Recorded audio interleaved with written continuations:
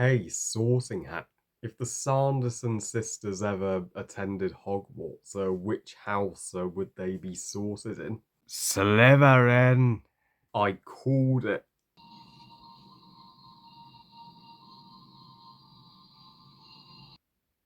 One way or another, I'm gonna find ya. I'm gonna get ya, get ya, get ya, get ya. One way or another, I'm gonna win ya.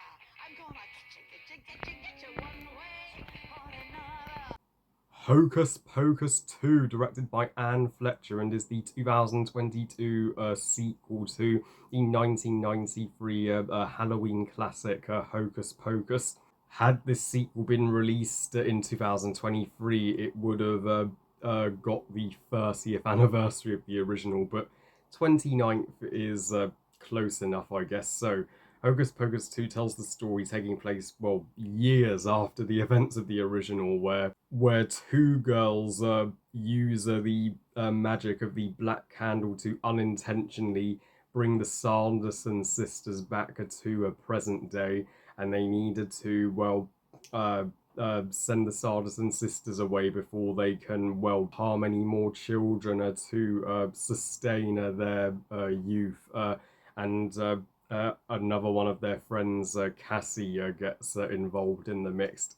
Hocus Pocus 2 is not exactly a sequel anybody was asking for. I mean, but if a sequel had to be made, why not release it in cinemas this October instead of just a straight to Disney Plus release? I mean, a Disney Plus release seems like a cheap move for a sequel to such a Halloween icon, but nonetheless, as this is technically a Halloween special I can review for, well, the spooky season. I even brought this cotton pumpkin and this skeleton spider today to get the Halloween vibes going. And as for Hocus Pocus 2, it shares a similar pattern to other Disney sequels. This is certainly no Frozen 2, not even close. Disney really should have followed Frozen 2's example when making this sequel, but nope.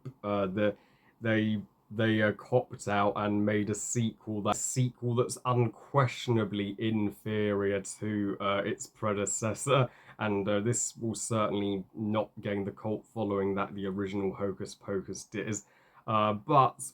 But it still could have been worse. It's not a disgrace to the original or anything like that, and perfectly harmless by sequel standards. But for Hocus Pocus 2, you would expect Disney to bring out all their magic, but instead they give us a sequel that's just eh. But to start things off on a positive note, the reason to check out this sequel are the Sanderson sisters, just like the original. I mean, Bette Whittier, Sarah Jessica Parker, and Cassie Kajami.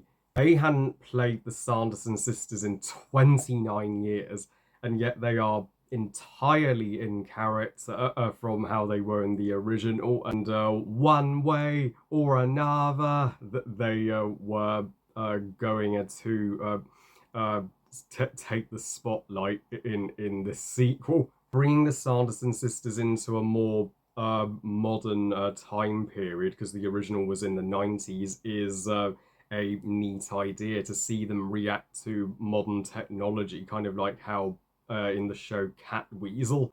Catweasel would feel totally alienated by the changed and updated world around him, and it's a similar thing with the Sanderson sisters, and they totally outshine all the supporting cast. And the opening prologue has to be the best scene in the entire film. It's the backstory of the Sanderson sisters when they were young girls, and they were outcasted by their village for witchcraft, as all witches were back in the day. And when they meet the mother witch, and we find out how they got their powers, and it was actually a decent little prequel to the Sanderson sisters' origins. But after that opening scene, the movie was all downhill from there. And what's this movie missed the mark on is the plot. The plot is completely old school.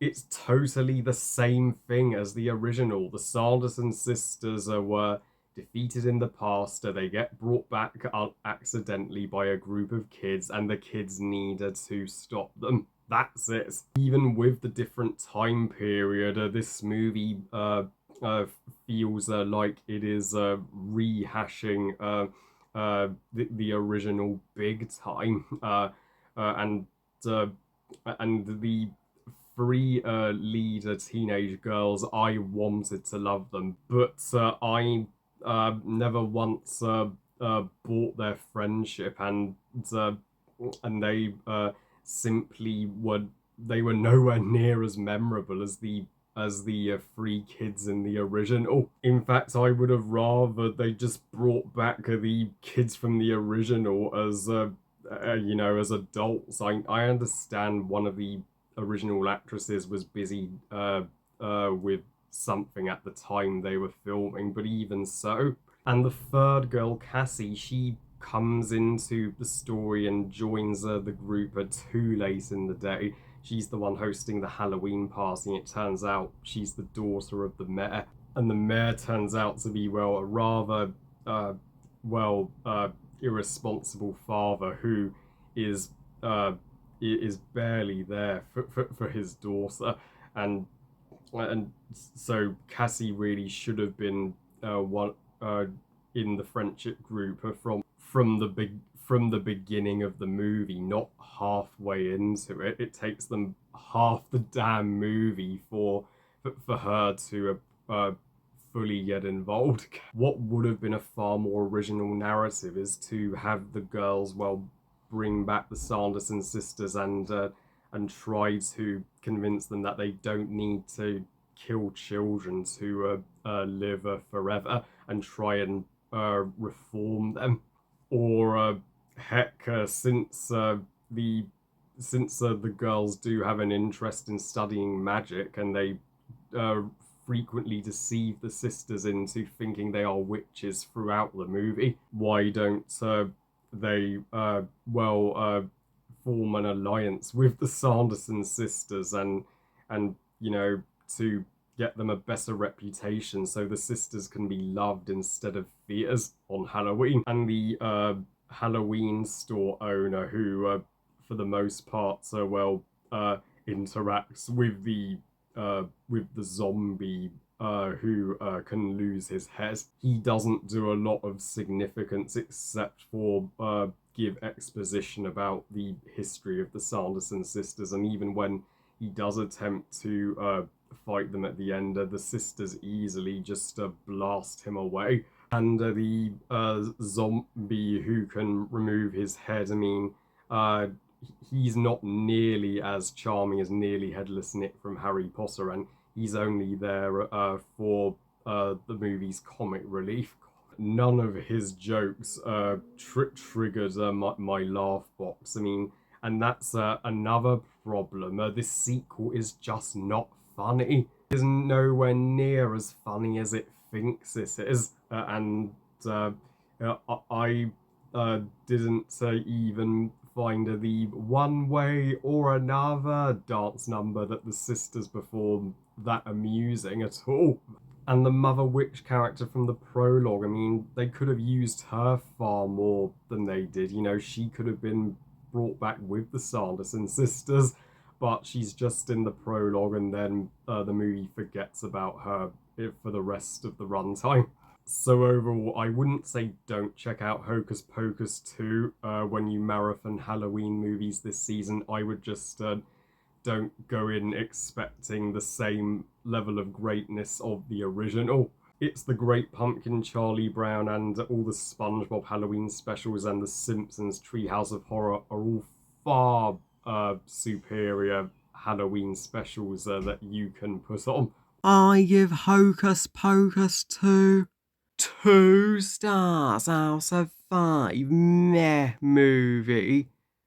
So yeah, if there's ever a Hocus Pocus 3, uh, please make sure to release it in cinemas next time, Disney. Oh well, I love you guys. Thank you for watching. I hope you guys enjoyed this review. And what are your thoughts on Hocus Pocus 2? Are you with me? And that's it is indeed a inferior follow up to the original, or did you find a little more enjoyment and magic in it than I did? Please comment and let me know.